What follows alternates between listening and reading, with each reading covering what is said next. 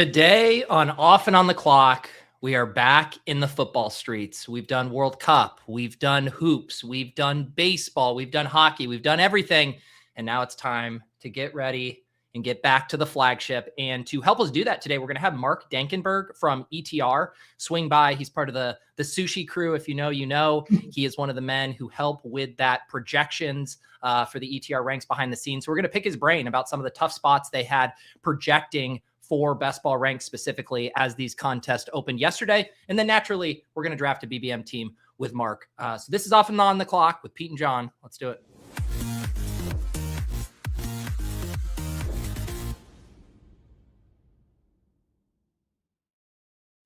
All right. What is up, John? Yeah, man, we were talking about it yesterday. It does have a little nice feel to this year right now, where we turn the calendar from draft window to being like, oh my God, we're full-fledged football season and it's April. Like, this is sick, but I love it. Yeah, and I mean, obviously the Badge Bros crew, you know, we're drafting year round. You guys are in it thick, but man, nothing brings out the energy and the enthusiasm like NFL. It will always be king. Yeah, and I mean, we saw it with your best ball breakfast there yesterday with like 800, 900 viewers rolling in. We saw it yesterday when we did our first BBM draft there that, you know, we had like 200 whatever as well. So people are frothy for it right now, and it's a great time. It's a great time to be on the platform, and it's a great time to be talking a little projection because, you know, we talk about it on a day-to-day basis with so many of these sports, but the season-long variety is a completely different beast, and just getting a peek at how the sushi gets made here is going to be pretty important for us. Yeah, it'll be fun to talk with Mark. He's going to be swinging by here in about 10 minutes. No Nez today, obviously. He's got something going on, but John and I will hold down the fort along with Mark. And we do have a little housekeeping. Those of you who tuned in last week, remember that we did our annual draft predictions game. I think last year Nez was tallying these in real time. No one tallied it this year, so you and me can go through and see who takes down the crown here. But I don't think it turned out too pretty. What a humbling endeavor, man. Honestly, what a thankless endeavor it is for these guys who put in like 4 months into draft prep, and then it all just gets thrown out the window with the first 3 picks on the board. You know, like it's just like, oh, Jeremiyah Love goes to the Cardinals, and it flips the entirety of everybody's mock draft board. And it's just like, oh, great, I spent 4 months building out the best mock draft possible, and now it doesn't matter at all. I know, for you, if you like, what are the odds that there's 2 guesses between the 3 of us for Jeremiyah Love, a pick we all knew was going to be top 5 in this class, and none of us got it right? I mean, that's incredible. Yeah. And you knew it wouldn't be the top 2 either. So it was literally 3 through 7. Yeah. And then, you know, because this is what happens with us, because none of us are trying to game this. So yeah, just to recap, I had Titans, John and Nez had Commanders for Love. That obviously whiffs. And then we were trying to build logical boards off of what our initial decisions were, and which then is going to have a trickle down effect where it's like, okay, now Carnell Tate, I said Commanders, you said Jets, Nez said Browns. No, he went to the Titans. So There's another whiff, John. Yeah, just full systemic failure from the top down. Directionally accurate, though, with the landing spots, because all 3 of those teams addressed the wide receiver position at one point or another. So, you know, our thought process was correct. Yes, and I'm starting to scan ahead, and it looks like John's going to take an early lead here. First, though, with Lemon, none of us got that right. We were all kind of circling it. I guess all of us thought he was going to go higher than he actually did. To be fair, I think what they should have done, what the Rams should have done, was your answer there, right? I mean, if you're going to take Ty Simpson at 13 and flip the entirety of everything on its head, I think your pick is a much better landing spot for them. For sure. And here we finally get on the board. Jordan Tyson. I said Giants. Nez said Titans. Directionally accurate there with Nez for them going wide receiver, but John nails it. This was a popular mock spot. You know, Nick Underhill famously tipped it to Evan Silva and to John. John's in that group chat. Yes. Actually, Pete, I'm in the group chat that says source that will not be named. I never reveal my sources. All right. Jadarian Price, none of us actually thought the Seahawks would do it. I mean, we talked about it. I wrote the newsletter. I put it in my wish list. I was like, there's no way they do this. But yeah, Jadarian Price to the Seahawks would be fun. They fucking did it, John. Yeah. I don't, as a Seahawks enjoyer, I wasn't a huge fan of it. I thought they could have waited. There were reports after that they tried to trade back, which they're always prone to do, and amass some more picks there. But yeah, I mean, it was the chalk. You know, it was as chalky as the Jordan Tyson Saints pairing there. So one of us probably should have just gone with it. And then Casey Concepcion there. I said Dolphins. Nez said Raiders. And John, ding, ding, ding. Your second point, you nailed the Cleveland Browns. I got something right here. Unbelievable stuff. And then I get on the board with my first pick, Omar Cooper Jr. To the Jets. I didn't have the right landing spot specifically, but still get him on the right team, which counts. You guys had both the Dolphins there for 0 points. Kenyon Sadiq. I don't think anyone really, hadn't heard anyone talking about the Jets for him. No, neither had I. I don't know. I think it's really interesting. We talked a little bit about it yesterday doing the first draft that, like, you know, he's so raw. He's such a good athlete. He's so young. Like it's kind of a fun pick for the Jets in a vacuum, but like in terms of BBM this year, I'm a little skittish on that ADP right now. Yeah, I mean he's falling immediately. I mean, we'll talk to Mark about it, but they're ahead of market on these Browns and Jets rookies, and so you're kind of getting a double whammy. People don't want to touch them in drafts, so you're getting like real-time ADP fallers and rankings value as well. So that'll be an interesting one to talk through. Jonah Coleman, who slipped. We had pretty bullish landing spots, Seahawks and Giants, but the Broncos mess is who now inherits Jonah Coleman. Yeah, that's a shame for fantasy purposes there, because Jonah Coleman did look like kind of like that RB3 or 4 that could take on almost a full workload, and now it looks like he's just glorified Jaleel McLaughlin. Mike Washington, none of us were envisioning him going to be a direct backup to Genty, so that doesn't work out. Denzel Boston, I think we were kind of, all within the Raiders are honestly the best guess, probably. Falcons and Bills don't get home. He obviously doubles up there with Casey Concepcion. Emmett Johnson, again, we were wish casting slightly better landing spots. Although, what do you think? Do you think the Chiefs is in line with like what the Saints or Packers would have been? Not quite. I mean, just because of the Ken Walker acquisition, but like I think from a mindset standpoint that he goes into like a committee and he's not like a full-fledged guy. That's kind of where we were all kind of going with that and threw cold water on it. So I mean, maybe KC's better than any of the landing spots we dreamt up. Yep. Next up, Eli Stowers. I'm on the board. Eagles. Let's go here. So I get another point, which ties it up with John here. 2-2. This is why Nez is gone today, right? He didn't want to have this performance rubbed in his face. He didn't want to face the music, man. Nicholas Singleton goes to the Titans, and I don't think any of us were going to end up on that one because we all thought, he was. They were going to address this earlier. Yeah, I mean, low key, kind of fun. I mean, the me and Tony Pollard holding hands, running into the sunset for the 5th year in a row together. By the looks of it here, but I don't know. At least there's a path there. Yeah, definitely a path.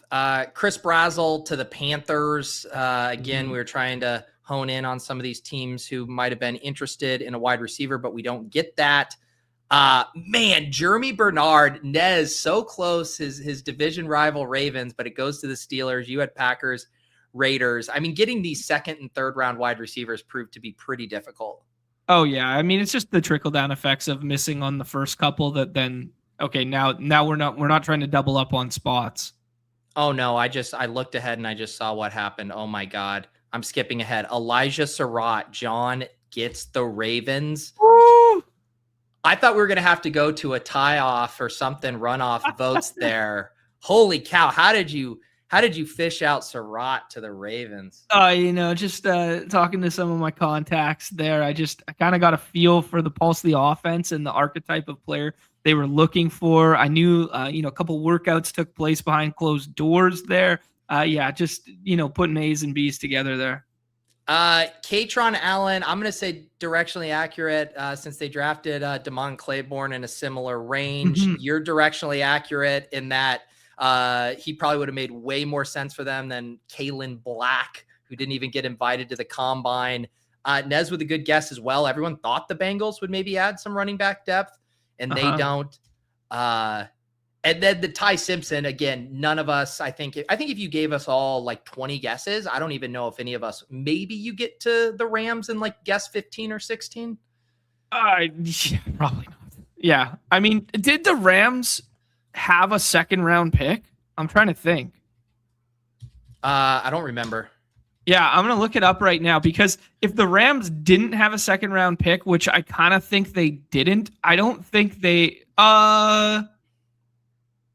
okay, yeah, they had a second and a third. It was the fourth and fifth that they didn't have. That's what it was. Okay, so maybe we could have got there eventually, because we kind of thought, second or third round capital, but no chance. So the final tally, and this is how hard it is to get even just a couple landing spots correctly. And again, the caveat is we weren't trying to game the system. I think if you just picked a running back needy team and blasted them for like all four, fourth round, fifth round running back picks, you're going to probably lock up a point. But we did this trying to have the perfect draft. I get 2 correct, Omar Cooper Jr. and Eli Stowers. John gets 3 correct. Jordan Tyson, which was a fairly popular one.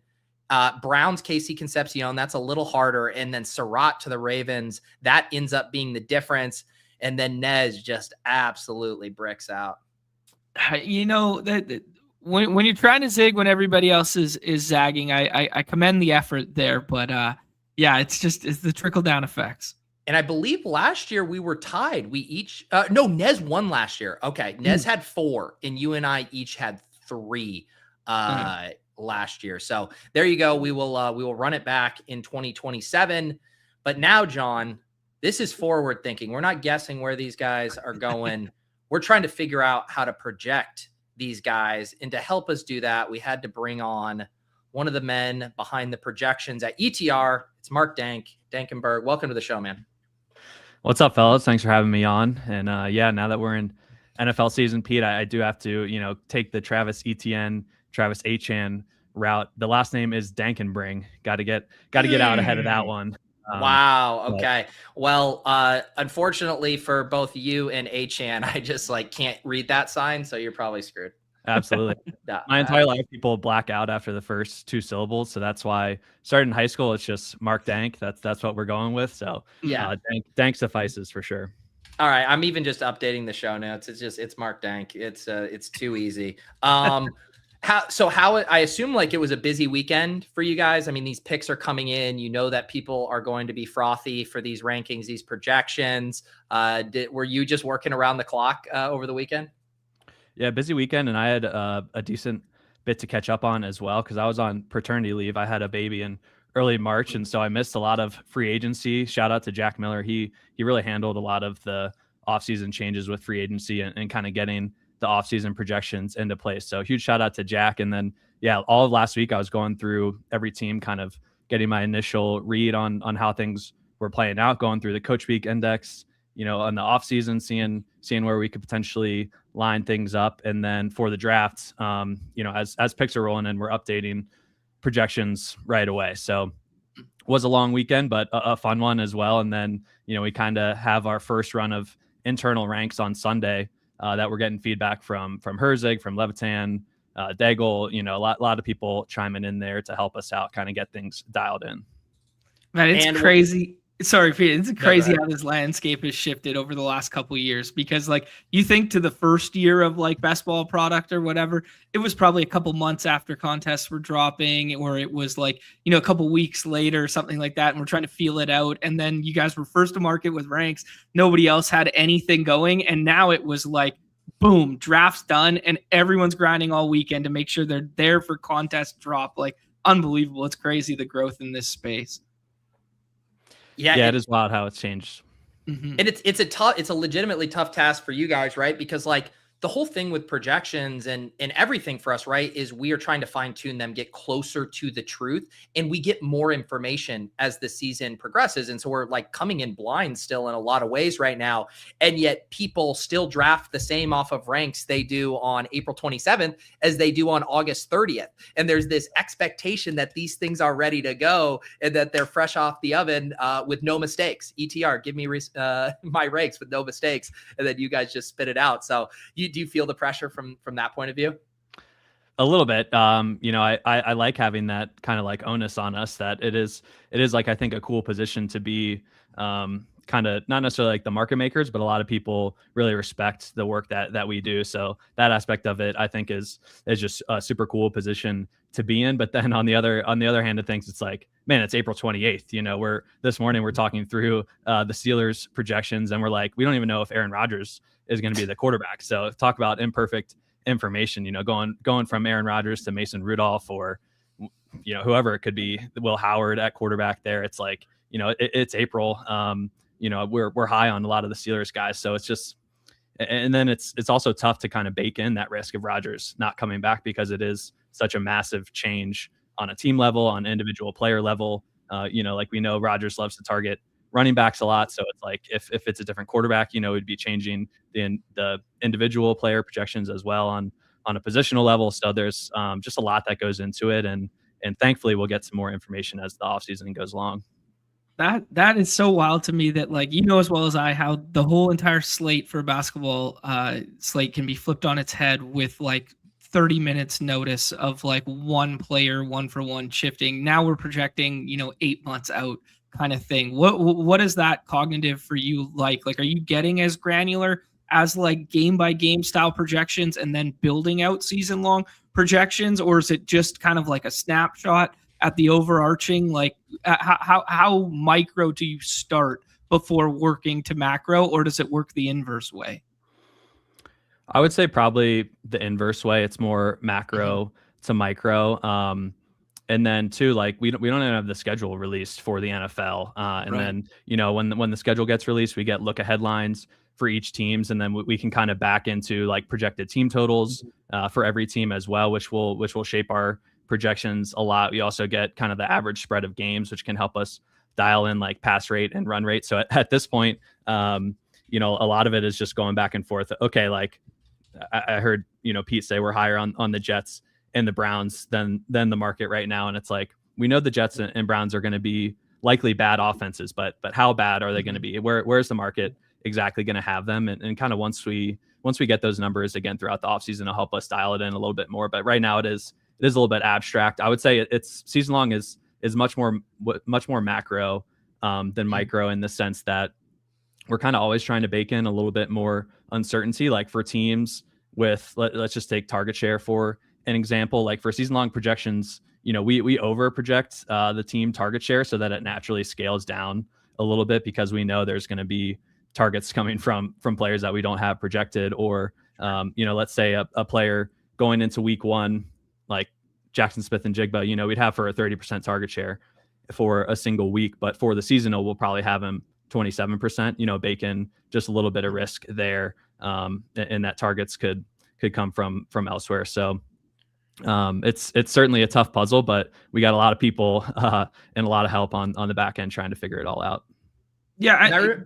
Go ahead, John. I was just going to say, do you guys, like, internally, if you guys are all just talking as a team, do you guys aim to just be directionally accurate, or do you aim to beat ADP right now, or do you aim to beat markets, or like what is the aim right now with preliminary projections?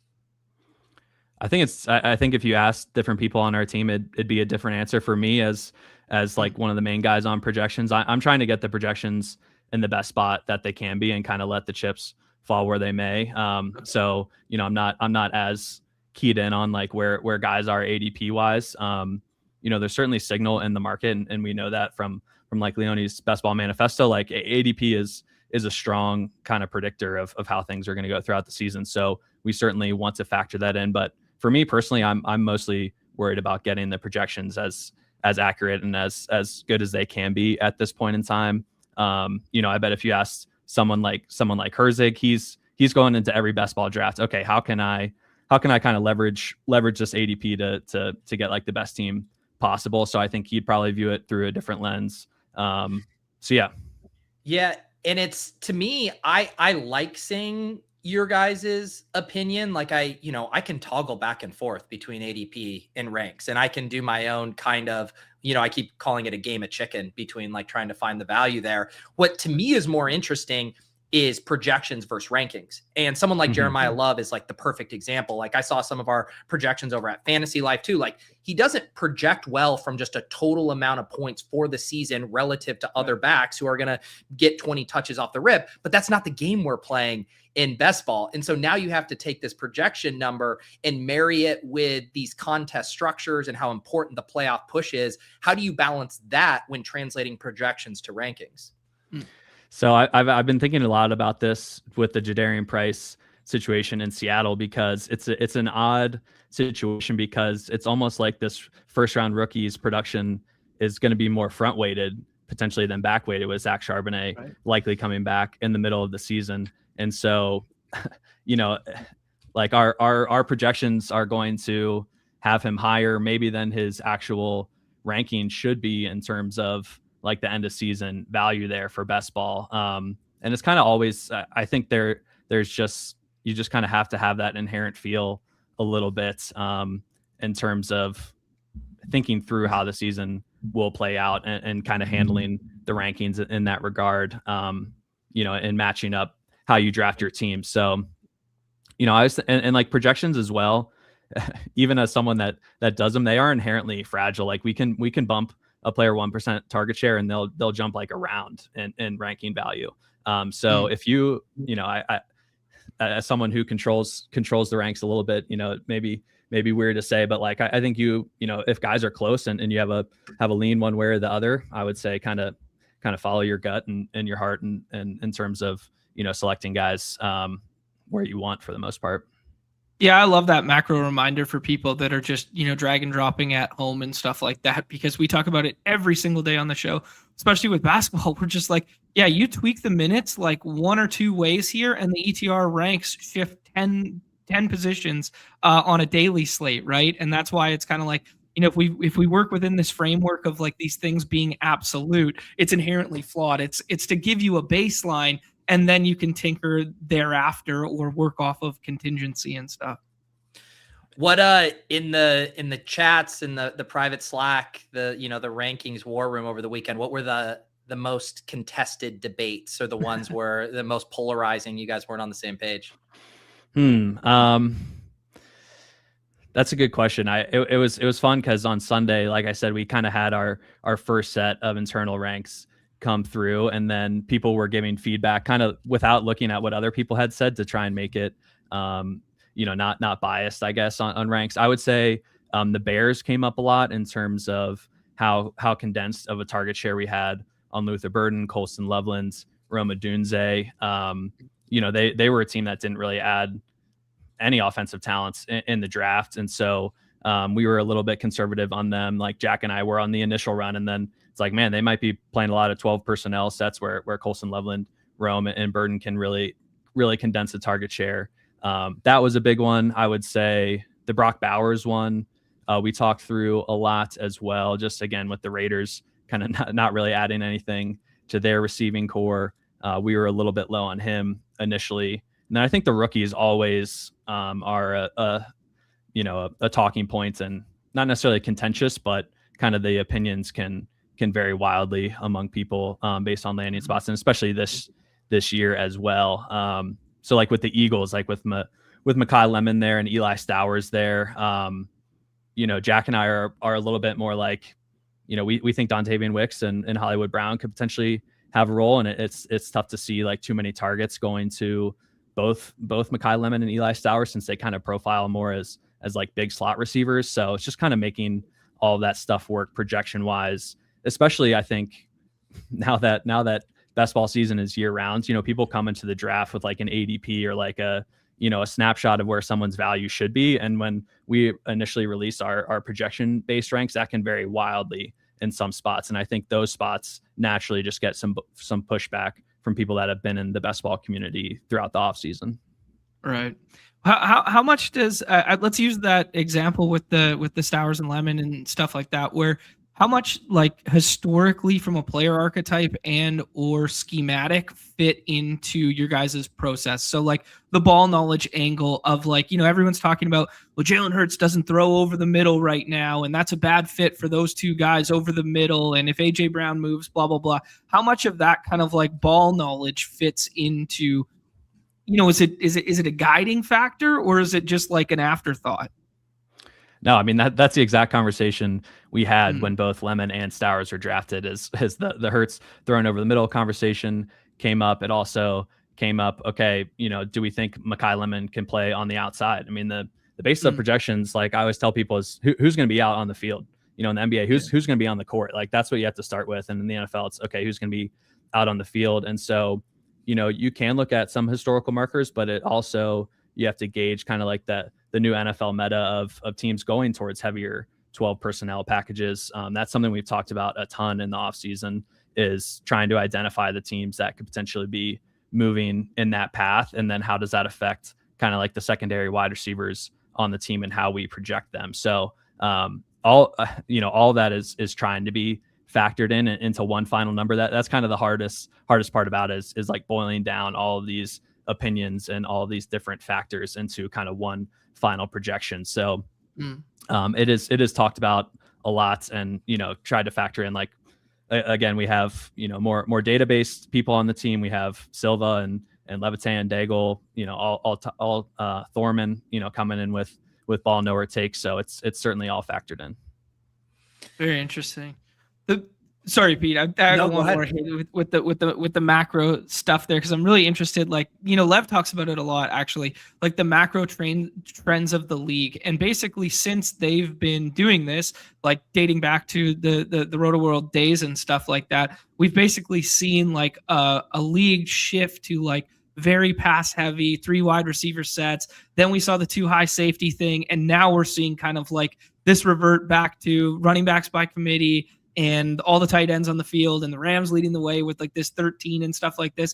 How much do you guys discuss just kind of like macro trends of the league? Like, hey, last year, agnostic of everything that took place, touchdowns are down passing wise, and like that kind of stuff. Like, do we go that far back, and like, do we weigh the historicals, moving forward? I think that comes into play a little bit more with weekly projections, because like last year at the start of the season, we were definitely, I think, a little high projection wise, just based on like raw play volume for teams. Play volume dipped kind of to not historically low levels, but the lowest levels that we had seen since we had started projections. So that took like a little bit of time for our algos to catch up on, is some lower play volume for teams, as well as like a bit of a lower scoring environment. For seasonally, it's all kind of relative from a team by team basis in terms of kind of how like the final projections are.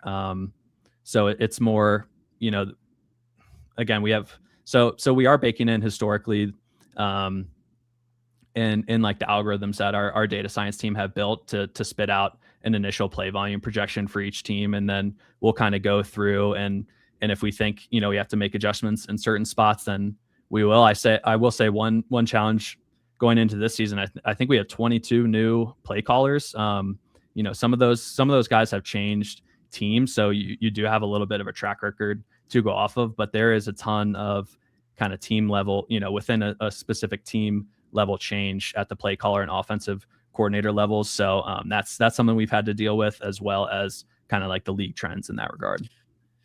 We had a few questions in the chat, both kind of dovetailing on backups. Emo asking about Mike Washington behind Genty, and Heath asking about primary factors when ranking the handcuff RBs.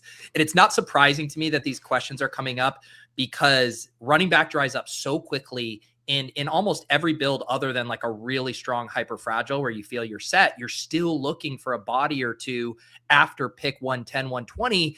And it's really, really hard out there if your goal is to avoid zeros. Like, I think we can all chase upside, but can you do it in a smart way? So, like, I guess combining those questions, how are you thinking about these spots?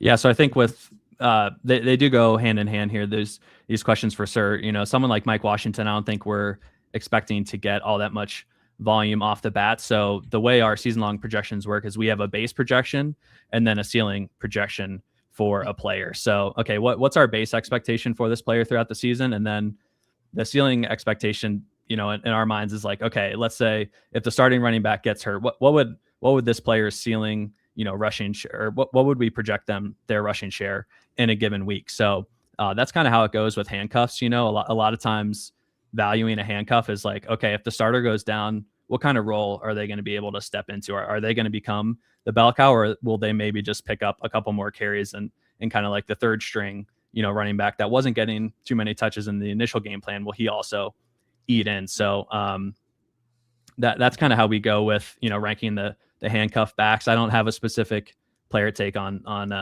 Mike Washington at this point in time. That is the new column to add here is the 90% CMC metric, and you guys can TM put the asterisk beside it, and we can have a factor of how much of this will this be a CMC light situation kind of thing. Quantify that going forward for the people.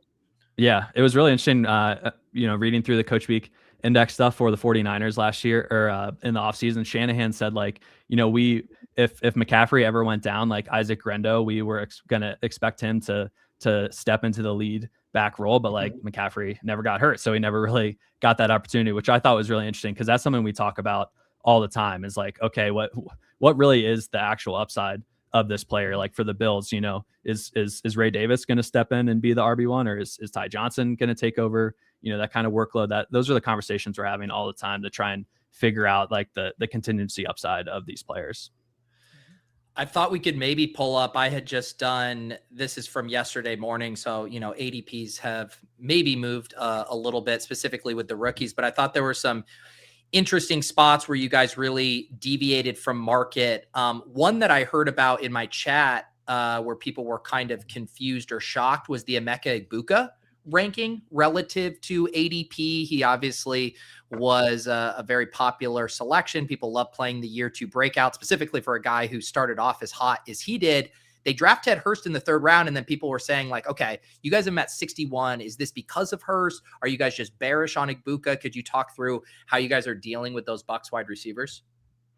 Yeah, the Bucs are a little tricky because when you kind of split out Mike Evans from the last couple years and take him off the field, honestly, like Chris Godwin's stuff pops like crazy. And then Egbuka does as well. The hardest part for me personally on the Bucs stuff has been, obviously Egbuka had such a strong start to the season, and then kind of as they got healthier throughout the year and like Jalen McMillan came back, Egbuka's role kind of fell off quite a bit towards the end of the season. And then they do draft Ted Hurst.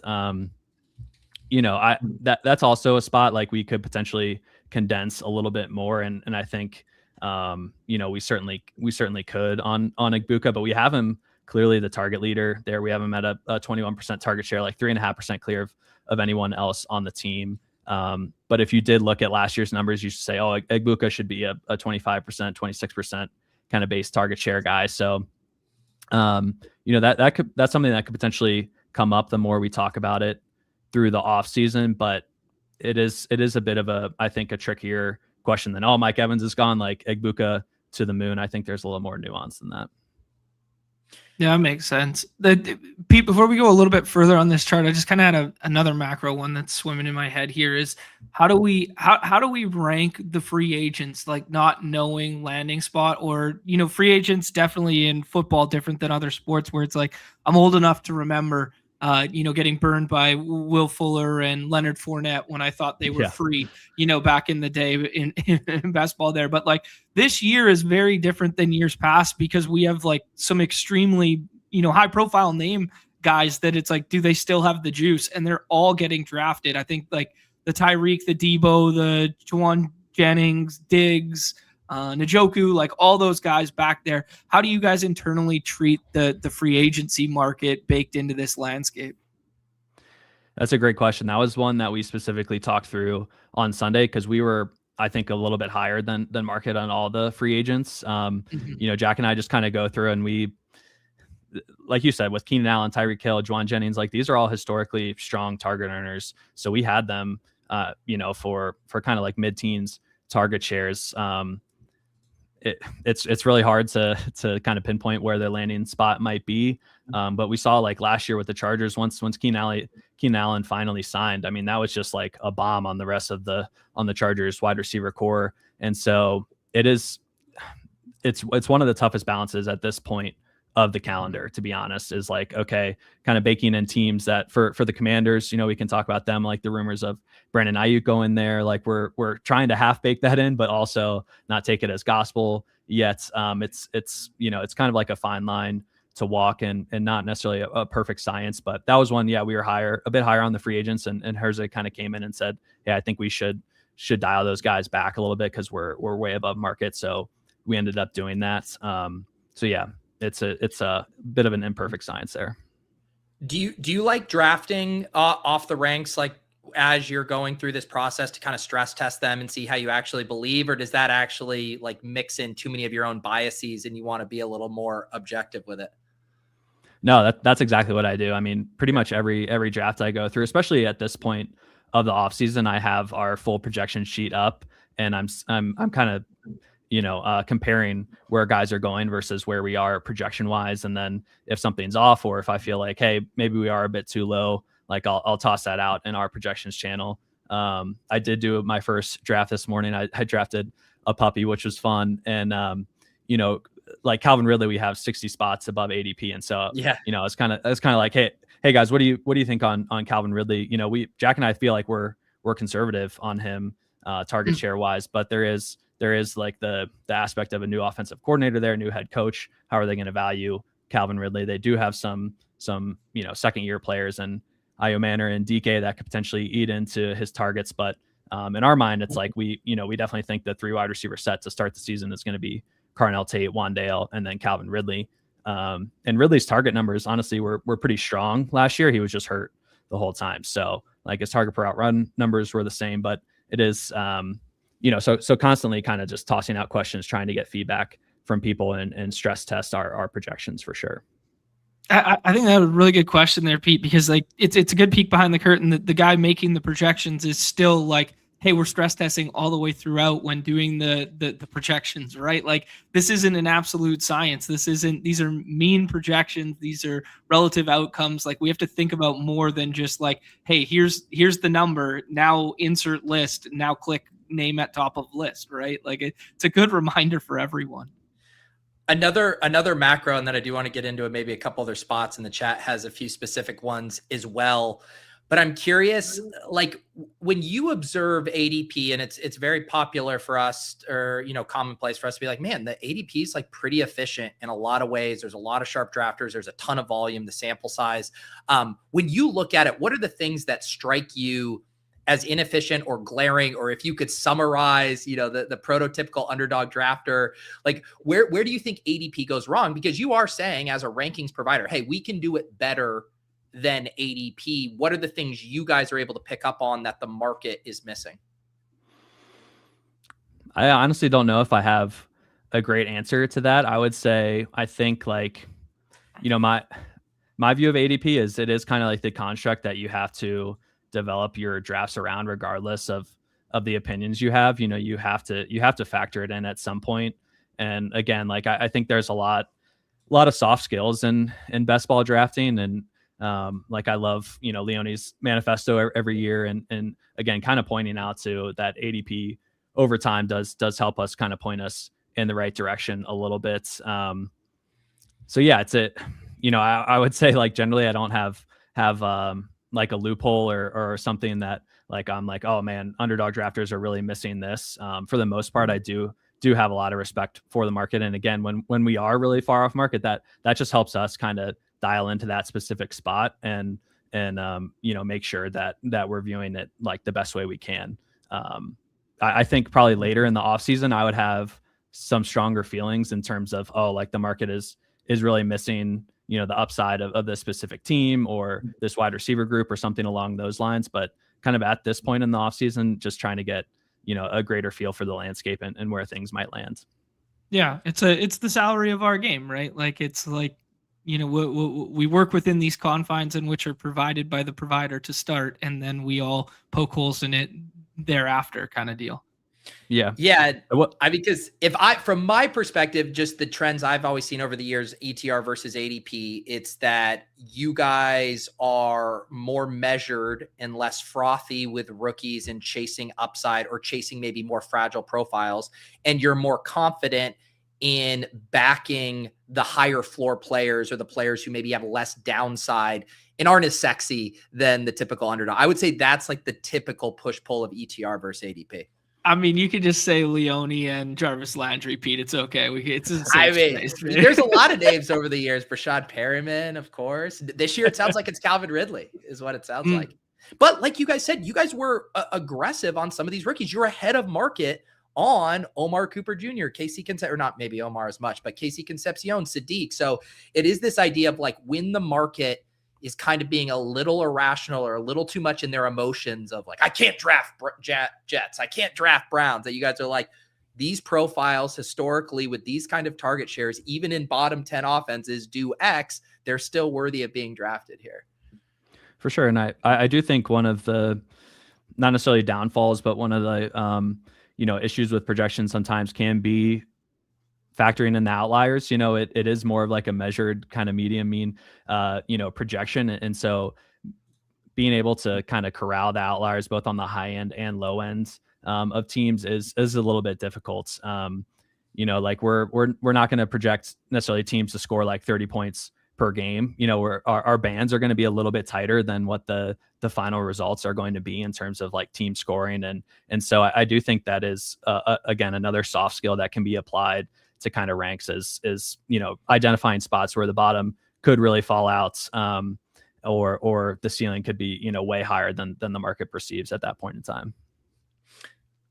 Crutches was asking about another one in the chat about the discrepancy on Omari and Hampton here. You guys definitely lower than market on him. I have too many tabs open and I'll find it back here again. But can you talk about how you guys are thinking about Omari and Hampton here at the bottom, rank of 35, ADP of 16 in the middle of the second? Yeah, that's one where towards the second half of the season, you know, the workload for Hampton wasn't that great in terms of like his share over Kamani Vidal. And while we certainly think Hampton is, or obviously he's a first round talent, you know, the talent gap there is quite a bit bigger. That's also a spot where Mike McDaniel is coming in. So we have a new play caller, and you know, it is a little bit harder in the offseason to kind of distribute the touches based on that. You know, I think for Hampton, I don't know, I feel okay about where we are. Looking at his efficiency, you know, maybe we could come up a little bit. These are this, you know, we may be low now, but this is kind of like spots that throughout the offseason, as we continue to talk through things more, we could potentially, you know, come up a little bit. So I wouldn't take our ranking on April 28th as gospel necessarily.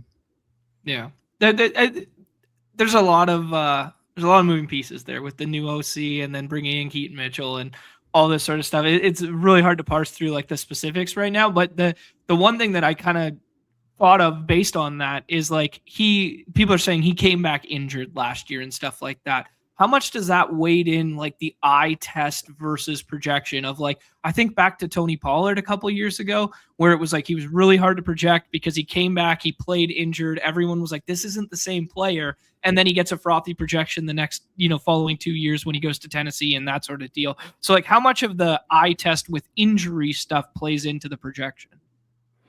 Yeah, that's something you kind of have to remember and get feedback on from people is like, what was the context of last season that kind of goes into these numbers, because it is easy, you know, just kind of to look at the spreadsheets and say, oh, this guy only had a 50% carry share and you know, weeks, whatever, 8 to 15, and kind of forget a little bit of the team context or the specific player context. So, and like I said, now looking at Hampton's efficiency, like I think we could potentially be low there. And so it's something to kind of always tinker with. And again, having all the feedback that we do get in the ETR chat is just, supremely impactful to our final projections and rankings, because someone will ultimately bring something up that'll be kind of like an aha moment, or Sure. make you think about it a different way.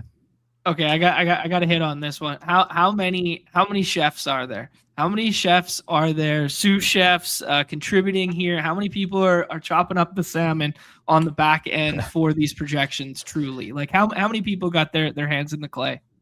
So on the actual numbers themselves, Jack and myself, and then Leone are pretty much the only three that will adjust any numbers in the sheet. But in terms of giving feedback, man, I think on our NFL team, there's maybe like 10 or 12 people that are chiming in.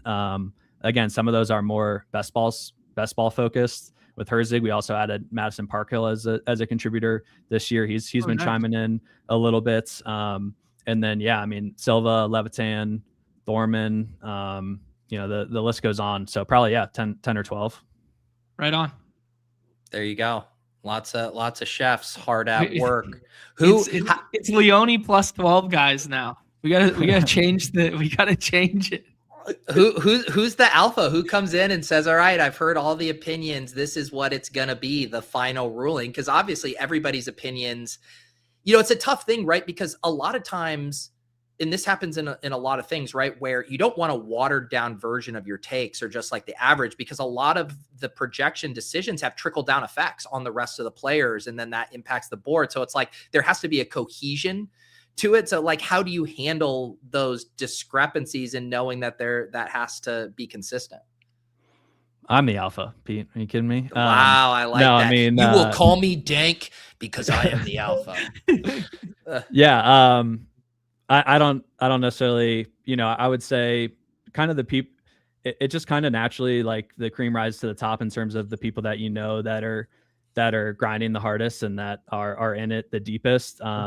So, there's a handful of guys there. I wouldn't necessarily say it's kind of like one final hammer. No, this player needs to be projected here. I think it is really kind of like a 3-4 way decision sometimes in terms of where someone finally lands. Makes sense. What do you have the most enjoyment working on? Like, do you like doing the season long stuff? Do you like doing the week to week stuff? Do you like doing the hoop stuff? What's your favorite to work on? I would say I love the props sourcing process of it. So probably in season, weekly, kind of looking for props to bet. That's always been one of my favorite aspects of doing the projections is trying to beat the market in that regard. So I would say that on a week to week basis, that's probably my favorites. I've always loved drafting as well. So honestly, like best ball has become one of my bigger loves for sure, just with the amount of volume that you can get out. And it is so fun just to be able to draft all year. So those are probably my top two is honestly drafting teams, and then prop sourcing is my other favorite for sure. I like that because like the number one badge of honor of being like these projections are good is that we beat the market, right? So that makes a lot of sense to me. Yep. Yeah, but I mean, it has to feel good. Adam flaunts the two Sams who won the big DK and the big underdog there, using the underdog rankings there. So nice to put that in your resume. Absolutely, like that is really fun. I'm just having people have success off of our content and rankings and whatever we put out there really is awesome. I do think like ETR when we say that, like it generally rings true. It is an awesome thing to see people have success and kind of think that you may have had like a little bit to do with that. Yeah, I love that angle so much. I mean, nobody's ever had any success watching my content before, but I would like to think that I know, I fully agree, man. The community aspect and community dynamic of that, of like people sharing screenshots in the Discord or people sharing life-changing money of like, holy shit, you guys helped me get here. Like, that's so cool, man. Yeah, a lot of times, like the negative feedback is what sticks in your head a little bit more, and that can come hard and heavy sometimes. And so to get like the positive reinforcement just is next level great. Okay, on that, we gotta ask about Dan Front. Is this an internal meme? Is this an internal joke? Like, are you guys well aware? Do you guys get tagged in it every night and laugh about it and share it around? Is a call coming from inside the house with this fake account? Like, what's the vibe here with Dan Front? I would say it's noticed way more in NBA. I honestly don't even know if he like tweets at us about NFL. It's for sure talked about in our NFL channel, or in our NBA channels. Yeah, because it's the constant like nightly feedback. So I mean, I personally have no idea who it is. It is at this point we kind of laugh about it. It's a pretty good bit. Yeah. All right. Well, Mark said he loves to draft, so that's naturally what we're going to do. We can kind of talk through some of these spots here in the draft. Also, I'm super excited. This wasn't live yesterday when I did Best Ball Breakfast, but the combo tool with the solver is here. Obviously, those of you guys who have watched John and Neds with the Badge Bros know how valuable this is for daily stuff. And now to be able to have the combo tool, especially for, high volume best ball players, it's going to be such a powerful thing for kind of showing blind spots as you amass drafts here. So you guys will get to see that in action. But yeah, any other thoughts, Mark, before we dive into this draft from the 1-8? No, it's super fun. Just being on stream with you guys, getting to chat a little bit. I'm a notorious lurker, so I watch a ton of stuff. I'm not super active in the comments or anything, so it's just great to be taking some live bullets with you guys. Super fun. There you go. Are you taking notes like in the vein of like, wow, everybody's sure raising their eyebrows at our Jeremy Bernard ranking? Like, do you have just a long Post-it note of these aggressions towards you in your ranks? I mean, yeah, we already talked about Jeremy Bernard for like 10 minutes yesterday, 10 minutes today, and the ETR Slack. So that one's constantly going. My notepad is just our Slack channel. Just toss it out and try and get a lot of vibe checks, a lot of feelers on where people are sitting. All right, we have Ash and Genty go 1-7. So McCaffrey falls one spot. You got the wide receivers as well. What do you like to do in this spot, Mark? I'd probably take CMC at this point. Yeah. John? Yeah, good with it. This is an interesting like historicals versus recency bias conversation. Obviously the volume was amazing last year, but everyone's citing like the inefficiencies of CMC last year comparative to who he was. How do you guys weight that when you're, projecting him out? Obviously he was at top of queue there, but yeah, what are your just thoughts on CMC in a vacuum? Yeah, CMC is, if we projected him fully, like, to the volume that he's gotten when he's healthy, he'd be the 101 every year. So it is just kind of baking in what risk you want to take with his health. And now at a heightened age, even the efficiency necessarily doesn't come to mind too much for me overall in just terms of how much volume can he handle once again. So in the first round like that, I'll probably just kind of ride with ADP for a bit. Cool. All right, we start CMC here at 1-8, electrical substation, be damned. How is the Slack handling the Niners stuff? Obviously, the Kalen Black, the Stribling, the massive overpays relative to, projections there. Do you guys just blindly trust the Niners, or do you show some skepticism? Actually, let's make this pick and then we'll figure it out. Derrick Henry, Drake London, Trey McBride, the top suggestions here. Where do you guys lean? I'd probably go London to get a wide receiver. Go ahead, Mark. Yep. All right, let's do it. I also think too the Falcons are an interesting team, just volume wise. Like, man, they are really thin. There's also there's kind of like the rumors of Kyle Pitts potentially getting traded. I think that would be a little bit wild, but man, their depth chart is awfully thin at the pass catcher position. So I think Drake London is a guy like. I like our base inputs on him, obviously, but man, the ceiling could get really nutty there for him target wise. Their wide receiver depth chart is 3 other guys who are basically undrafted in our contest, and one has off-field issues, and the other 2 are Eagles cast-offs, journeyman, later career guys. Yep. So we start CMC, Drake London. Jeremiyah Love has been inching up here a little bit from yesterday. I think I drafted him with Levitan, in the early third. You see him go at the end of the second here. Neighbors was another one you guys are practicing a little bit of caution on in your ranks, have him ranked 27th. Obviously, people love the idea of a fully healthy Malik Neighbors in the fantasy playoffs. How are you thinking through that one? Yeah, Jack and I talked about that a bit, and I think mostly it's kind of like with injury recoveries. Usually the word on the street is super optimistic and he's crushing timelines. He'll be back at this point in the offseason. I feel like the stuff on Neighbors has been overall leaning a bit pessimistic. And again, we are in April right now, so that's one where like if the offseason reports continue to get a little bit better on his recovery from the knee injury, then I think we'll probably bump him up a little bit at this point in the offseason. I'm just putting in top suggestion here in Olave. Okay, sure. That works. Sorry to cut you off, Mark. No, all good. This is flying fast. Is this a 27 clock right now?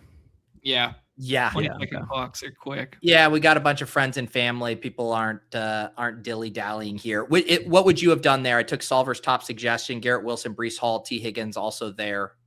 ETN, Josh Allen. I'm fine with that. I think. Do you guys think it's better just to go RB heavy earlier on, kind of with how the drafts are falling these days? Like, would you tie break in the running back fashion right now? I think that's kind of like the meta most people are falling into right now, just given the lack of depth in the class and the bad landing spots and blah, blah, blah. So I think yes, but when we're dealing with like ETN and Javonte Williams, I'm cool taking any of the wide receivers over them. Yeah, ETN is, I can talk through that projection wise as well, since we have the Kamara situation there. We basically did one set of projections with Kamara retired and one with Kamara there, and then kind of said, okay, what kind of factor do we want to lean into, like Kamara being gone, and we weighted it that way. So ETN, if Kamara retires, would jump up a little bit more. Obviously, if Kamara comes back and is playing, then ETN would drop a little bit. So we are kind of middling it that way right now. Okay, interesting. So definitely room for him to still run there. Yeah. All right, we're about to pick at 4-5. We got CMC, London, and Olave. No combo stuff is going to populate for me because I have not drafted CMC yet. So you're not going to see these, but you can kind of toggle on and off and then start to see these combos. Breece Hall does go. Bucky Irving is here if we do want to go the running back route. Garrett Wilson, the slight ADP faller. I'd probably be Garrett over Bucky, but okay, whatever. Garrett then. Let's do it. Yeah. Breece would have been nice there to fall to us at 4-6. I think it sounds like in general, based on like seeing some of your guys' ranks, that you do have a lot more confidence in Geno than we did in the quarterback play for the Jets last year. I think so. Yeah. That was another topic we talked about this morning, is how many starts do we expect Geno Smith to make? That's obviously a huge factor. I think they drafted that Clemson quarterback, but don't necessarily expect him to be, I guess, super involved his rookie year. So Geno is one where, it's a little tough in terms of determining, okay, if he does start, it's like a parlay of like, if he plays well, then I think he'll probably start the full season. If he shits the bed a little bit and things are going south, then they'll probably look to some of the younger guys to get reps towards the end of the season. Yeah, it's interesting with both the Jets and the Browns that you guys, we kind of talked about how you guys were a little bit higher and talking about that dynamic, but those are two of the most fragile quarterback situations or most unknown landscapes. Like in terms of like hardest quarterback rooms to project right now, are those the top of the pyramid, them and kind of like the Steelers? I think the Browns is by far the hardest, just because there's so many potential bodies there. You also kind of have the politics of the building and not really knowing what they want to do. If like the owner, Jimmy Haslam, is going to make them kind of play Deshaun Watson, like with the Browns, I think you always kind of have to factor that in. That's another one where where merit based, it might not be fully there. So yeah, the Browns I think is the hardest. I think we have four different guys projected to throw some passes this year, since they also took Jalen Green in the draft. Wow. All right, we are about to pick at 5'9". DeAndre Swift and Tootin would be the running backs. Lamar Jackson unstacked also here. What do you guys think? Good with either back. John, do you have a favorite? Tootin's the ADP. Swift is the ranking guy. Yeah. Yeah. I just can't get on board with this Tootin stuff, guys. This is just bro science, full dunce cap. Like, I know Silva loved Tootin. Like, I don't know. That maybe they win that playoff game if they keep giving him the ball last year. Let's be real. Like, because he showed some big time juice, but I don't know, man. From the coach speak angle on it, what was your read? Because there was a lot of heat at the end of draft season that they were like heavily targeting a back in this draft class, which certainly gives you pause on both Rodriguez and Tootin, but actions speak louder than words. And they decided they wanted to draft their 9th fucking tight end instead of a 3rd running back. So then it's like, wait, do they actually believe in Tootin? How did you guys parse that? So I think with the Jags, every single coach quote I read, they mentioned LaQuint Allen in every single one. So not only is it a two-headed monster and Tootin and Chris Rodriguez, but you also have LaQuint Allen likely to take 3rd downs. Like they seem to love him. So the Jags running back room and wide receiver room, to be frank, kind of with BTJ and what happened there, and then the Travis Hunter situation, they are one of the hardest teams for us to project. And that's something we've been going back and forth on constantly is where we want those guys. You know who Liam Cohen doesn't talk about? Tootin. He talks all about those receiving work for Allen, and then he did going back to the college years. He talks about why he wanted Chris Rodriguez, right? Yeah. So I do think Chris Rodriguez and Tootin are likely to share. We're on the clock here. Yeah, Jaden Daniels' top suggestion. That looks nice. I also think the price on Tyson looks nice here. What do you guys think? Let's go with Daniels. Let's just get this. We know the quarterback landscape right now is, getting thrust up a little bit. I kind of like being the elite quarterback guy, and especially in BBM when the recreationals come in here, quarterback rises as the summer progresses, right? So let's get some of these. Like, we could be looking back in a couple months and just have natural CLV on some of these elite quarterbacks just because the market shifts. Yeah.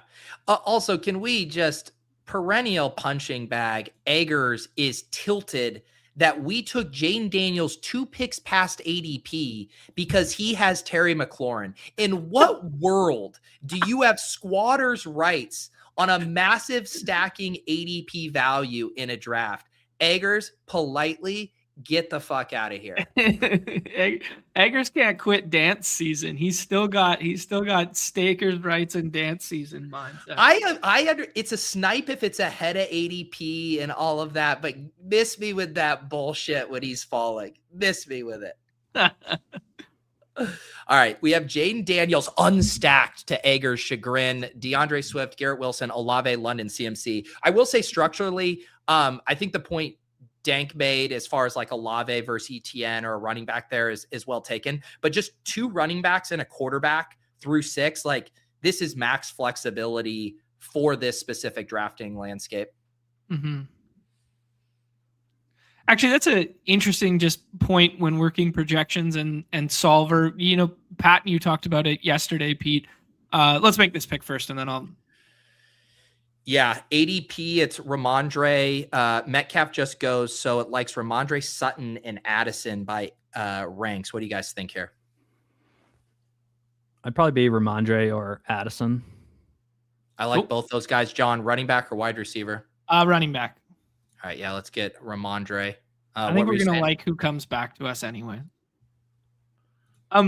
Yeah, the conversation you guys were having yesterday with the Sims with the leg up stuff with Pat there of just being like, yo, it'll force you into uncomfortable builds. Like we're in a comfy hand build, bros talking build right now. If you, just how it relates to projection, Mark, in terms of like, if you just jammed the projection or the top suggested play over and over again and put yourself in uncomfortable positions that other human beings won't. How do you think about that from a draft landscape standpoint? That's interesting. Just using the tool last season, I'd always kind of take it with a little bit of grain of salt and a little bit of IKB. I know better in terms of how I want the roster construction to go here and kind of how things could potentially fall in the draft. So I honestly didn't do a whole lot of just like, oh, let me just take the top option on the tool and see kind of how it shakes out. So I haven't taken that strategy. That probably a fun one to test out a little bit more and just see where you would end up towards the back half of the draft. Ricky Pearsall, Godwin, Purdy. You could make the case for Purdy. Godwin. Yeah, Reed or Godwin. Yeah. Expand on that. You kind of hinted, you said when you guys were digging into the Buck stuff that the Godwin stuff really popped for you post Mike Evans. Absolutely. And Godwin, it's a multi-factor discussion of, okay, this guy is getting up there in age. He's now had a couple severe injuries. Was the inefficiency we saw from him last year, was that because he didn't have a full offseason? And you remember he came back from that fibula injury, and then I think he played one game and then, had to sit multiple weeks afterwards. So clearly wasn't 100% kind of coming back into the season. So right now we'll have a full offseason of health, presumably. And then, he's not necessarily that old. I think he's only 30. So, I think the upside there, the volume upside for Godwin specifically is really high, still playing with Baker there. And overall just kind of have optimism on the Bucs offense. So I think Godwin, like the volume, if you kind of throw out last season, which is dangerous to do, you don't want to do, but if you did throw that out, Godwin, I think would be going multiple rounds higher. I like it. I mean, the 90% CMC mindset with Godwin there is, did his wife tweet this week or not at the coaching staff to get him more targets? That was always the narrative last year. Was that last year or the year before?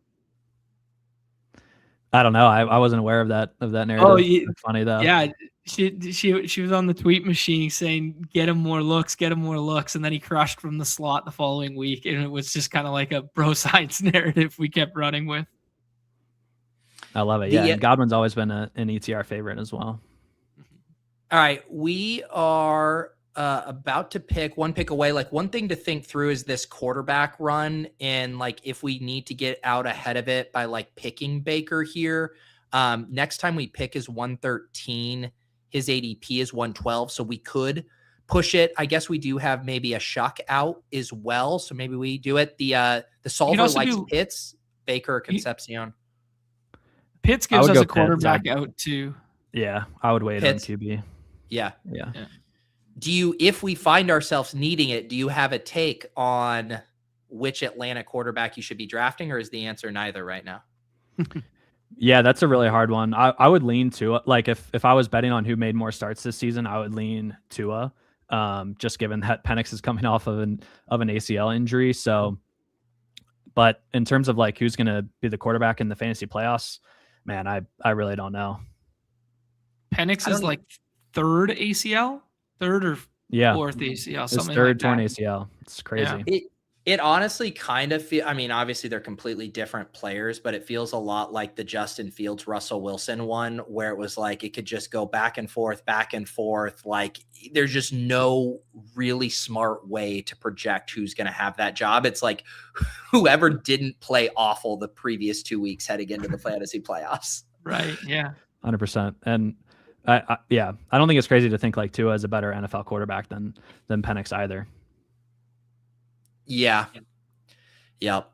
All right. We are about to pick. I think our patience at quarterback was rewarded. Nice. Do you guys, we could do Baker or Shuck. Do you guys have a preference there?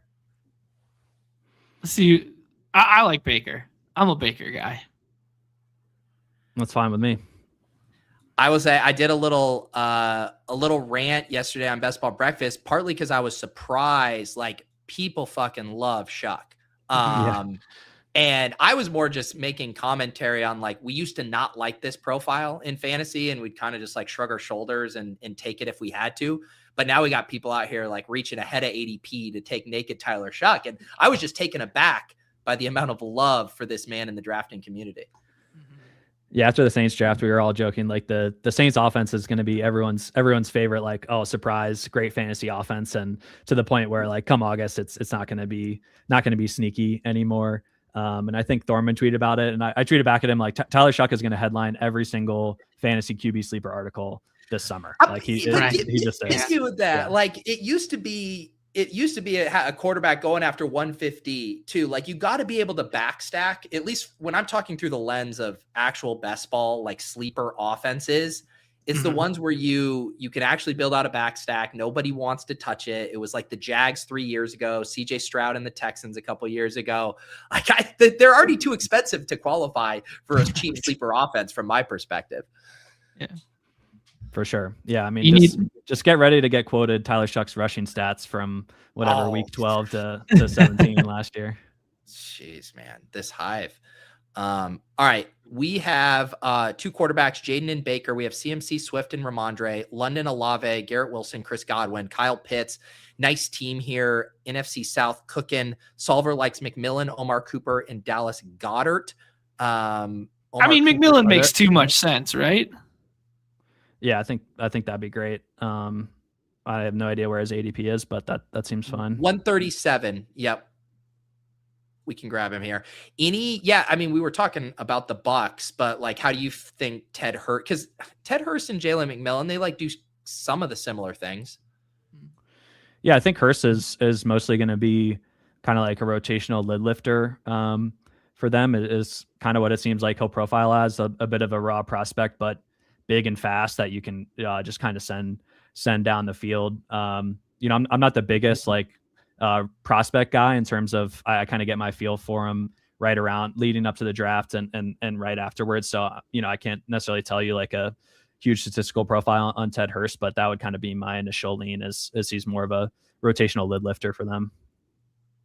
Yeah. Yeah. I mean, the way like sentiment, it's so funny the way the Bucks wide receivers have panned out. Like both McMillan and Egbuka, like similar things where these like fast rookie starts, then kind of come down to earth. They keep drafting guys. It's Tez Johnson. It's Ted Hurst. Obviously you lose Evans, so that opens up a little bit more, but man, it is always a roller coaster with these Bucks wide receivers. Absolutely.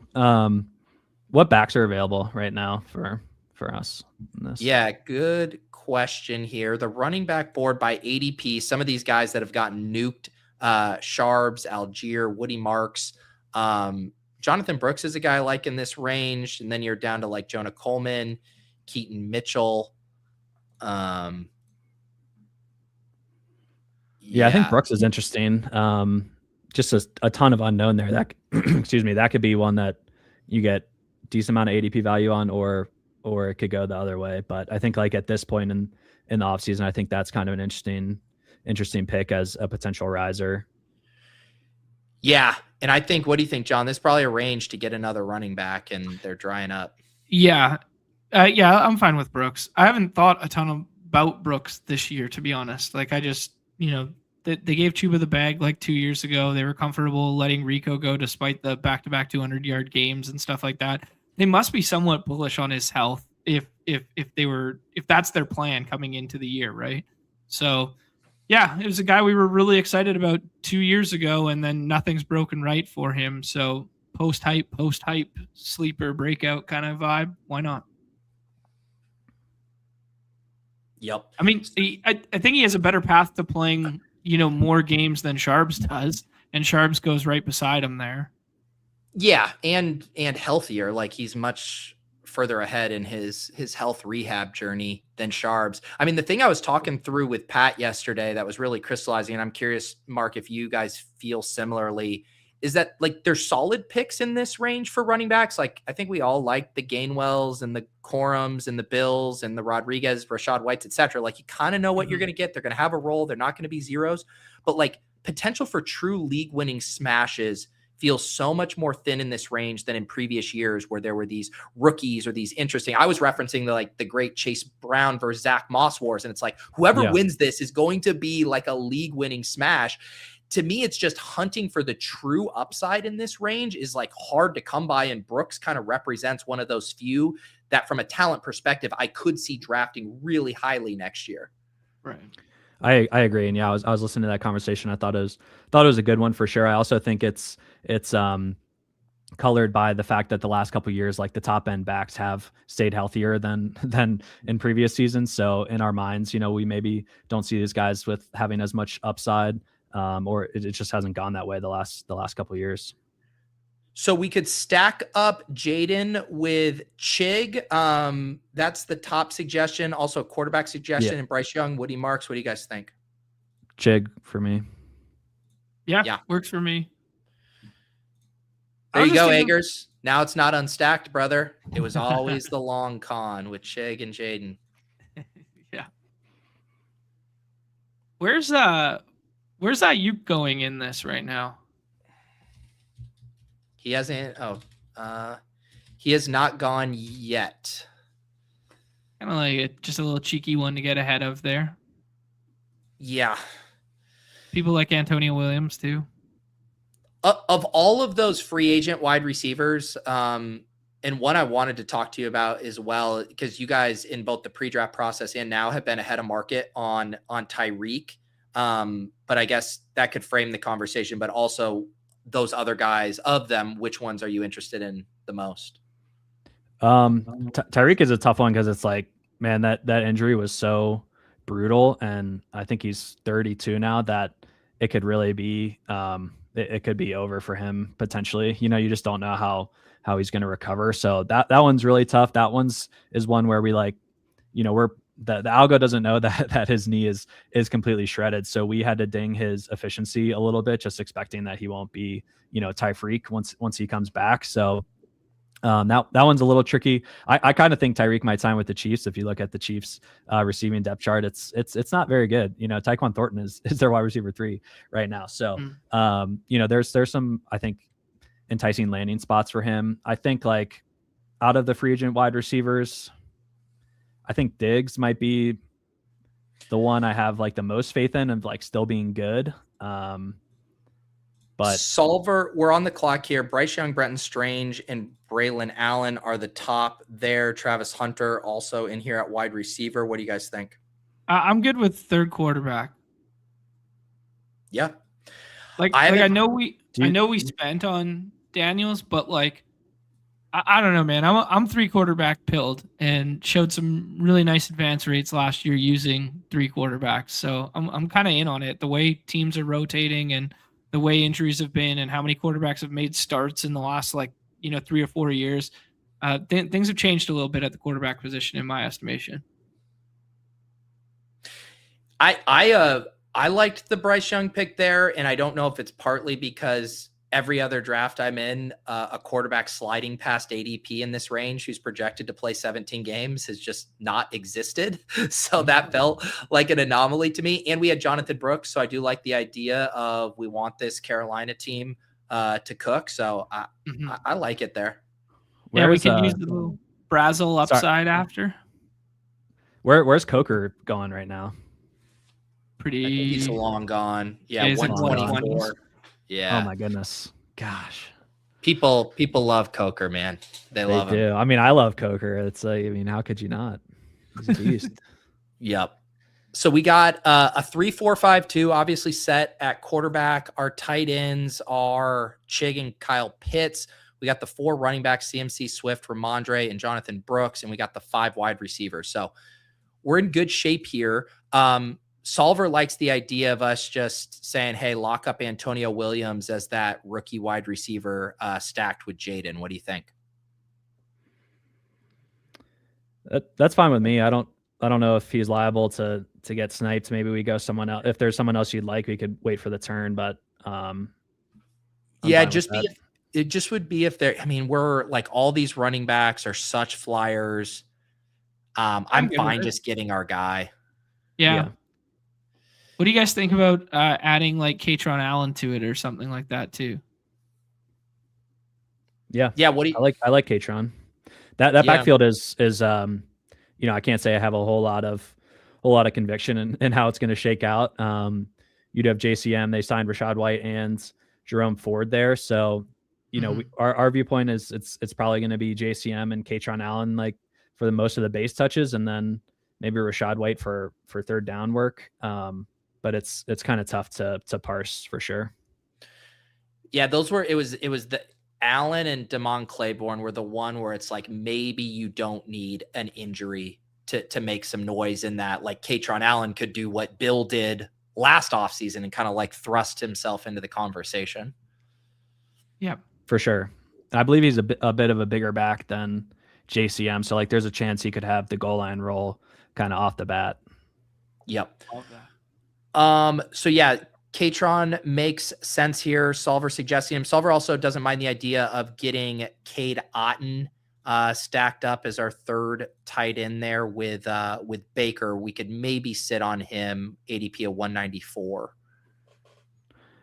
I think with the lack of running backs that we necessarily like at this point in the draft, if you guys are on board with Katron, I'd be good going that route and kind of punting tight end a little bit. There's always some tight ends, available in the weeds. When I do look at the running back landscape, like just names that I kind of enjoy or see a ceiling case for, like even if it didn't have the stack ability, he kind of stands out at these back end picks. Yeah. Yeah. It's tough being realistic about what the draft capital means. But again, we just saw it with Bill, who was unheralded, as a prospect. And they were willing to trade away Brian Robinson and roll. So I do think this is probably one of the spots where like context really can help relative to if you were just looking at paper where he was drafted and where he is on the depth chart. It doesn't look as nice. Right. He could very well start the season off on the practice squad, though. They do have several NFL quality running backs there. It's not. I don't want to necessarily like windmill it in at this point. and the thing too is like Bill can definitely get surpassed. Like that's very fragile. But like Rachaad White, as long as he's healthy, is gonna do the Rachaad White things. Like you're just not gonna displace him as the third down back, the high value touchback, most likely protecting Jaden out there. Like it's just not going away. Yeah, you also have McNichols there too, I think, who is also like a pass down spot. It's McWeapon. When I was looking at that backfield, I was just like, man, there's like 5 bodies here that could reasonably project for work. How are we landing this plane? Yeah, so we've mentioned both of the names here. Like the solver suggestions from a correlation standpoint all make sense. Otton with Baker, Brazel with Bryce Young, Jatavian Sanders with Bryce Young. So I think it's like, do we grab the wide receiver if we think we have a couple tight end options? Or what do you guys think? I'd probably go Otton. Yeah, I go Otton too. I think he's like a way better bet than Jatavian. Okay. Yeah, let's grab Otton. And then we have this 3 quarterback, 3 tight end build here. And then with 6 wide receivers, London, Olave, Wilson through 40 picks. We tack on Godwin, McMillan, Antonio Williams. Definitely think this last pick should be a 7th wide receiver. Yeah.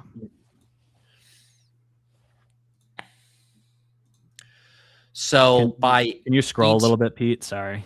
Yeah, and I have double here. You can see the ETR sort by rank on the left, and then on the right I have ADP here.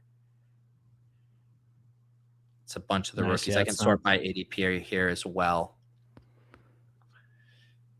It's basically like Brazel makes a ton of sense from the correlation. It's just, is this wide receiver room thin enough that like a guy like Cooper Kupp or Tank Dell, where you feel a little bit better about their role, is actually needed? Yeah, I kind of might lean Kupp just with, I don't know. We have some good volume there with the top 4 guys for sure. I'm not a huge Brazel. You could be Hurst too. Man. I mean, it's essentially the same thing as far as. No, what do you guys think on Tank Dell? Like, I don't have. Yeah, let's take Tank Dell. My brain can't turn off the fact that once upon a time he was a 4th round pick in these contests. I'm good with Tank or Brazel. I'd probably lean Tank out of the 2. All right, let's do it. All right, Tank Dell. There she is. I believe this is certainly my first, I think, 3 quarterback, 3 tight end team. across my drafts yesterday. Jaden Daniels, Baker Mayfield, Bryce Young. We get Bryce at a little value there. Jaden and Baker right at ADP.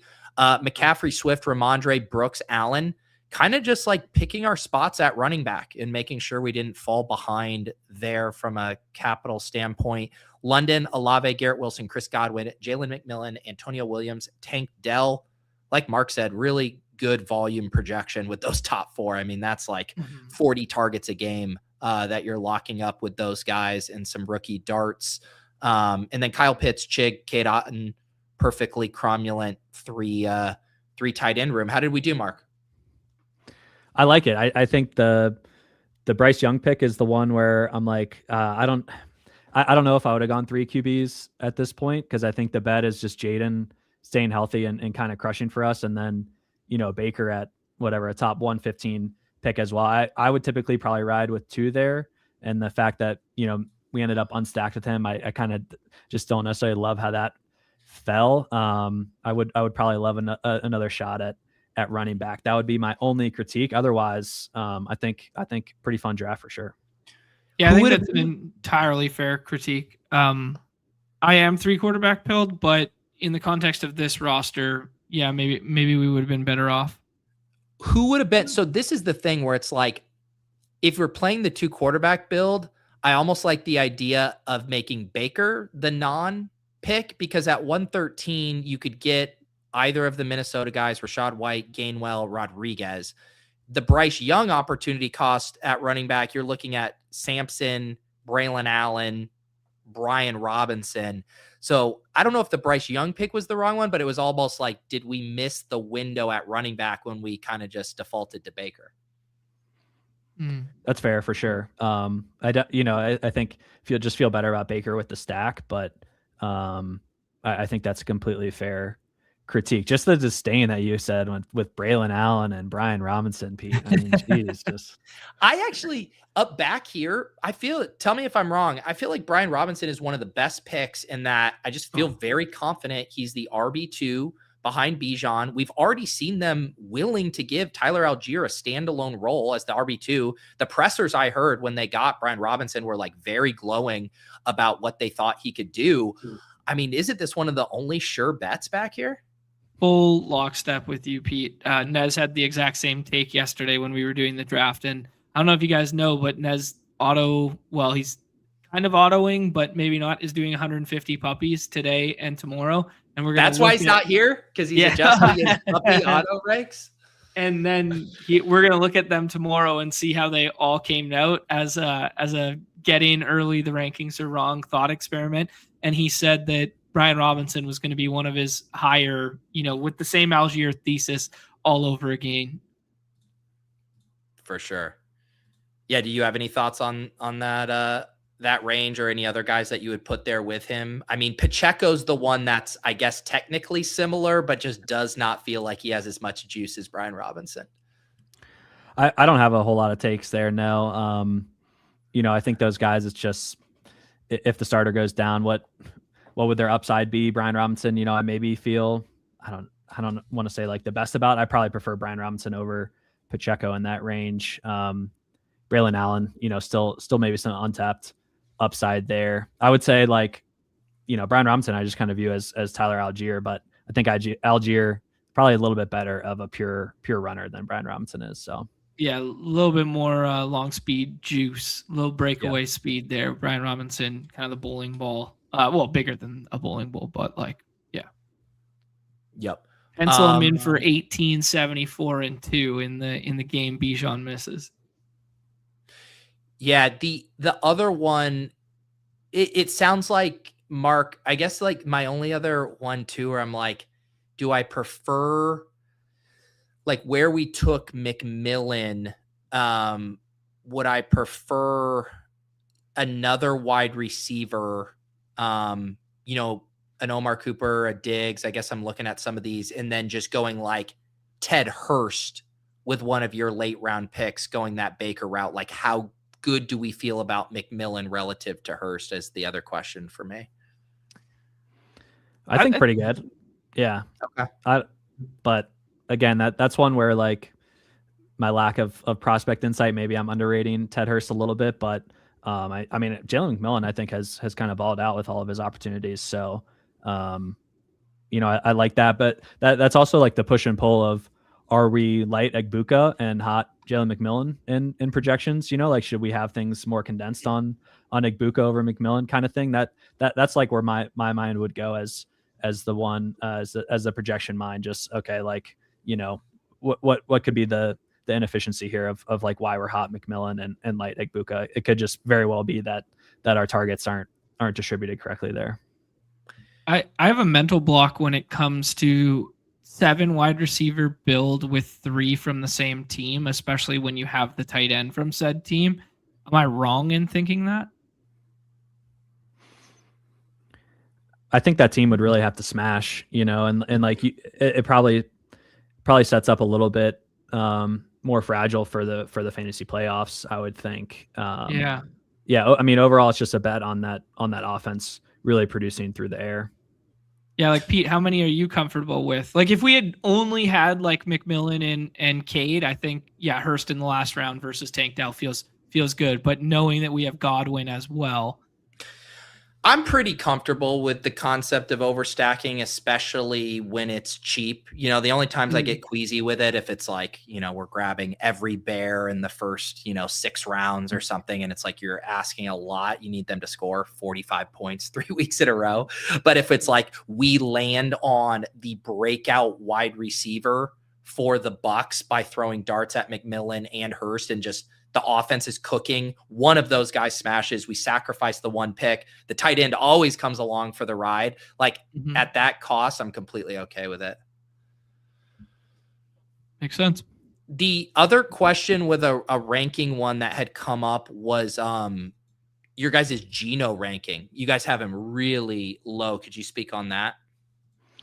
Yeah, that one is mostly due to we have some shares or some starts baked in for Brady Cook there. Again, just kind of baking in the risk that Geno doesn't start the full season. And that's one where, like, for Mendoza, we kind of have the same, and Mendoza was way low for him, and we kind of pulled some levers on the ceiling side for him, just feeling way more confident that Mendoza is going to be starting in the fantasy playoffs, and that and that he could be a viable best ball pick. I think Geno that's probably something. I mean, we talked about it this morning and in the ETR Slack of like wanting to get him into the draftable range. So that's probably something where, the marriage of projections and rankings, like our projection is going to be low Geno, but in rankings wise, we'll probably get him into more of a draftable range for sure. There's an interesting kind of like side conversation that comes to mind with Geno, but like with quarterback in general, how much weight do you guys put in like contract stuff? Like, a lot was made of, like, I'm thinking back Gardner Minshew with like Vegas, where it's like he kind of got starters money, but not really. Like Daniel Jones kind of got starters money, but not really with the Colts. Like, Geno's getting $20 million this year, but it's not paid by the team in which he's starting for. He's getting $3 million as a base for this team. Like, that's not starters money in this league. Do you guys think about that sort of stuff, or is it all just coaching tendency and profile of player? We think about the contract stuff for sure. That was kind of like a hiccup for us last year, thinking Justin Fields had such like a secure pathway to starts. Is like, man, they gave him all this guaranteed money, and right. Again, like on the Jets, who's gonna take starts over him? Like, they might as well let it play out, and that was not the case. So it's certainly a factor in trying to, because ultimately, again, we're trying to figure out and project what the team is going to do. And contracts typically are, a factor in that for the team themselves. So we should definitely be thinking about that. Yeah. I think that line of thinking in that vein is, I don't want to like pivot to another scenario, but like, that's kind of like my Kirk Cousins and Mendoza, right? Where it's kind of like, I don't know what you guys have on the back end for how many starts for each of them, but I'm just looking at like, Kirk Cousins getting like $1 million and he's cuttable next year. And the only reason he has, guaranteed money next year is if things go really well in like the first 2 or 3 games there. I don't know. I'm just thinking out loud. I think for us, expecting Cousins to start is mostly how adamant the organization has been that like they want Mendoza to sit for a little bit, and then they bring Kirk Cousins in. But obviously, like, Mendoza's the first overall pick. Like, I do not think they're going to play Kirk Cousins more than half the season with Mendoza there. I just think last year with Jackson Dart, I was like, man, I feel like they're going to end up playing him. They traded up for him in the first round. Like, they're gonna play Jackson Dart probably earlier than consensus. So I think just ultimately, like, first round quarterbacks, even Mendoza being the first overall pick, you can kind of throw it out a little bit, but like, I think he's gonna play plenty this season. Yeah. Well, Mark, it was a pleasure talking through some of these spots and drafting with you. I know you got to get running here in a second, but yeah, we'll have to do it again later this summer. Check in again, see how things are changing and how your guys' thought on projections are evolving. Absolutely, it was a blast joining you guys, and yeah, I'm free. I'm a homebody now with a little kiddo, so certainly a lot of drafts coming in my future. Always happy to hop on and chop it up with you guys. This is great. Beautiful. Awesome, all right, Mark. Pete, yeah. before you let him go, we got one question. Pete's going to the Hoops game tonight. Oh yeah. He's taking in Celtics Sixers. Is there anything that's caught your interest potentially in that ball game that we could lean into? Yeah, well, that's why I gotta totals. That's why I gotta hop off. Is I'm on the injury show here in 20 minutes. So actually, I haven't looked at the NBA slate for this evening, so I hate to let you down and give a non-answer, but yeah, I haven't looked at anything tonight, so I'm sorry. Okay. I appreciate that. A lesser man would have bullshitted his way through a take that I would have lost money on, and you just were honest with me. Pete, I'm right here, man. You don't have to call me a lesser man in front of our guests.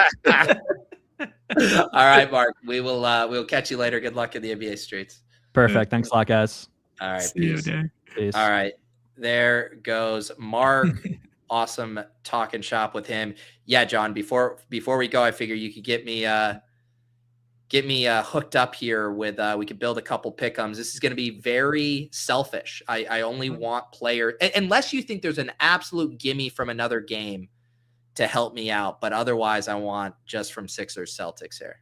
Yeah, I think we got to play just Sixers Celtics here. Embiid has the probable tag. Embiid's going to play basketball tonight, and that really turns it into a two-man game with the Sixers side of things, and that actually really makes me like some of the three-pointer stuff on the other side for the Celtics. Embiid just doesn't cover the perimeter in the same capacity. And this kind of puts him and Kata as like drop bigs in the middle. So there's a lot of like kind of drive and pop stuff. So I kind of like, doing something like Tatum assists coupled with a couple threes kind of thing, or like JB assists and then couple that with, some threes on his own team. And then we'll kind of take one on the Sixers side that we kind of like the best. I'm running some S-words on the unabated as we speak right now. But I mean, the shots eventually got to fall for Derek White. It's not the most comfortable click in the world, but Peyton Pritchard coming off a really nice game with the threes there. So I would lean into the volatility of like Peyton Pritchard threes coupled with like, if we build like two of these, let's do like Jaylen Brown assists, Peyton Pritchard threes, and then we pick one from the other side that is popping the most. Give me half a second. Yep. Yeah, so Peyton Pritchard is 2.5 3-pointers made, 1.03x. Jaylen Brown higher than 4.5 assists is 1.03. I also got a few boosts in here that'll help me out. Okay, cool. Let's go alongside on the other side. Let's go Paul George rebounds lower. Positively correlates with Embiid being back, kind of taking away some of those easy boards. And Celtics got really good rebounding guards out there. So that's a nice little 3-1. Yep. And then with my 50% boost, $50 max, that gets us up to like a 10.5x payout. That seems pretty good there. I'll drop this in the chat if anyone wants to tail me on my very specific Celtics pick 'em. And then, you want to run it again with like Derek White, and you said maybe let's pivot here because there's another one popping on unabated that they like. They like Peyton Pritchard rebounds and assists. Okay. So let's do the Derek White threes, Peyton Pritchard rebounds and assists, and then we could run it back with PG again, or we could